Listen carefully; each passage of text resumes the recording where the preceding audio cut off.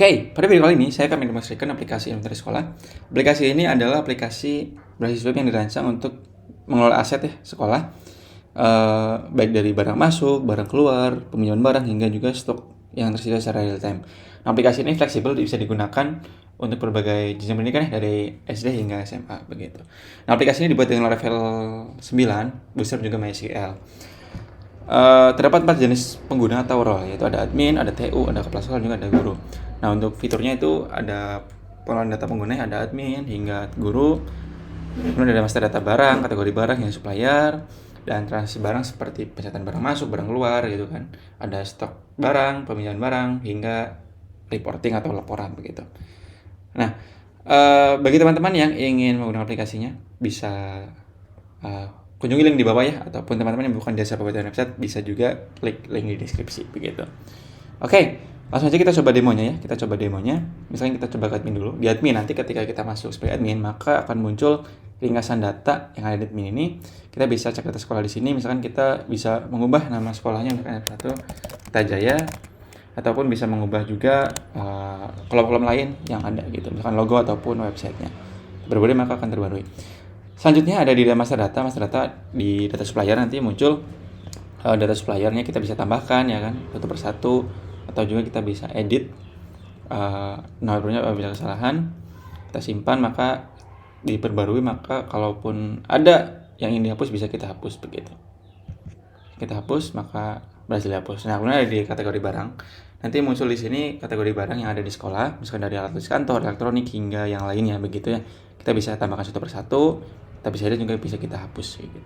Data barang di sini kita bisa tambahkan satu persatu juga. Nanti untuk kode barangnya ini akan terbentuk secara otomatis ketika kita buka menu pembuatan data barang. Misalkan kita barang pulpen, misalkan pulpen gitu ya, misalkan pulpen biru misalkan gitu. Nah, kategorinya misalkan ATK, kita stoknya 4 misalkan gitu, satuannya misalkan pieces, keterangannya kita kosongkan aja nggak apa-apa gitu ya. Kita simpan, maka nanti bisa ditambahkan. Bisa berhasil ditambahkannya. Nah, kemudian di sini kita kalaupun ada kekeliruan misalkan penulisannya ataupun yang lain gitu ya, nanti kita bisa perbarui gitu ya. Nah, untuk mempercepat penyimpanan data, kita bisa juga melakukan import data melalui Excel. Nanti ada formatnya, bisa di-download. Nanti kita bisa unggah sehingga tidak perlu input satu persatu begitu. Bisa juga kita filtering data ya dari kategori tertentu, misalkan ATK ataupun yang lainnya. Maka nanti muncul barang-barang yang memang di kategori yang kita pilih tersebut gitu. Itu data barang. Di data pengguna ini bisa input data admin. Pengguna admin kita bisa tambahkan satu persatu, email, passwordnya, maupun kita bisa juga edit detail dan juga hapus gitu. Di data guru sama seperti itu, di data tata usaha sama juga seperti itu, dan juga di data kepala sekolah sama seperti itu. Nah, itu untuk di data pengguna ya. Di transaksi hingga laporan nanti kita coba di user lainnya. Kita coba ke user yang lain dulu ya. Kita coba ke user guru. Coba login guru. Nanti di guru ini kita bisa melakukan permintaan barang ya. Jadi kita pengajuan permintaan barang kita bisa tambahkan. Nanti di sini di data ini kita muncul data permintaan yang sudah kita input ya. Nanti kita bisa tambahkan juga permintaan baru. Kita tambahkan, nanti ini akan tersalurkan otomatis dan kita terpilih otomatis sebagai guru yang login ini gitu ya. Nah, tanggalnya ini otomatis, hari ini permintaannya misalkan untuk di kelas misalkan kita pilih item barangnya, misalkan pulpen. Nah, misalkan pulpen merah gitu ya. Pulpen merah, kita jumlahnya misalkan 2, ataupun kita tambah item lagi misalkan spidol gitu ya, spidol whiteboard kita pilih 1. Nah, ini untuk satuannya ini otomatis berdasarkan data barang yang sudah diinputkan oleh admin gitu. Nah, kita bisa kirim permintaan ya. Nanti ketika dikirim permintaan maka statusnya adalah menunggu persetujuan gitu ya. Nah, nanti dari TU ataupun admin bisa melakukan konfirmasi gitu. Itu untuk di permintaan barang. Ataupun kalau misalkan dari yang kita input itu nanti ada kesalahan, kita bisa melakukan penambahan item ataupun penghapusan kalaupun ada kesalahan gitu ya. Nah, kita bisa tambahkan item yang lain, misalkan penghapus gitu ya, penghapus whiteboard. Kita jumlahnya 1, kita perbarui gitu ya. Selama persetujuannya belum disetujui ataupun ditolak, nanti kita bisa ubah gitu. Nah, itu untuk di permintaan barang ya. Di peminjaman barang kita bisa melakukan peminjaman barang ya. Jadi kita bisa tambahkan nanti kalaupun bukan guru nanti kita bisa input manual nama peminjamnya siapa gitu atas namanya gitu. Kan sama juga guru gitu ya. Yang sedang login ini kita pengajuannya sekarang, tanggal pinjamnya misalkan tanggal 2, estimasi selesai pinjamnya tanggal 23 misalkan gitu. Nah, nanti alasan pinjamnya misalkan untuk acara, ini ya keterangannya kita kosongkan aja. Kita pilih item barang yang akan dipinjam gitu, misalkan bangku. Nah, kita jumlahnya misalkan mau pinjam 2 gitu ya untuk acara. Itu kan 2 unit gitu. Nah, kita bisa tambahkan juga, cuma kita coba satu dulu. Kita coba kirim permintaan, maka nanti di bagian TU ataupun di admin kita bisa melakukan konfirmasi gitu. Oke, untuk itu kita coba konfirmasi ke bagian TU gitu ya. Kita coba cek di TU.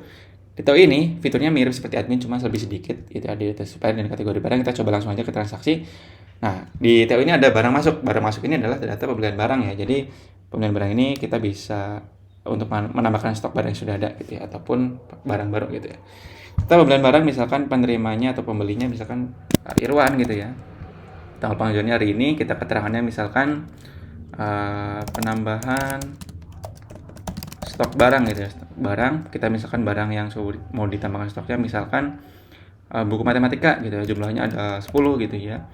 Nah, harga satuannya misalkan 120.000 ya. Nanti kita pilih suppliernya siapa gitu ya. Nah, misalkan Civile Lasari gitu. Kita coba simpan. Nah, maka nanti akan terbuat ya pembelian barangnya. Nah, nanti dari sini kita bisa melakukan pembaruan status ya. Ketika nantinya bagian yang lain, ketika Plasfal ataupun yang lainnya sudah dikonfirmasi, maka kita edit statusnya, misalkan setujui gitu ya, kita perbarui, dan juga kita bisa menjadi selesai. Nah, kalau pun selesai nanti ini akan menambahkan stok sejumlah yang kita input terhadap stok barang yang sudah ada. Misalkan buku matematika yang tadinya misalkan 15, ketika ini diselesaikan maka nanti akan berjumlah menjadi 25 karena bertambah 10 stoknya. Begitu. Itu untuk barang masuk ya, kita perbarui, hasil diperbarui gitu. Nah, selanjutnya di data barang keluar, di sini nanti akan muncul data permintaan barang yang sudah dikirimkan oleh user lain gitu ya. Guru itu nanti muncul di sini. Misalkan seperti yang tadi Vicky ini melakukan permintaan barang ya. Kita coba cek apa aja barangnya, misalkan pulpen merah hingga penghapus. Kita bisa ngecek riwayatnya juga di sini nih, menunggu persetujuan. Nah, misalkan kita udah cek ternyata kita approve nih, setujui gitu ya.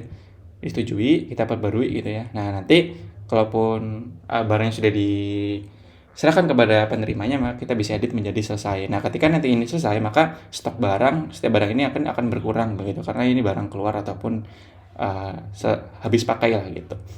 Kita perbarui, maka nanti stoknya ini berkurang di barang-barang yang diminta tersebut gitu.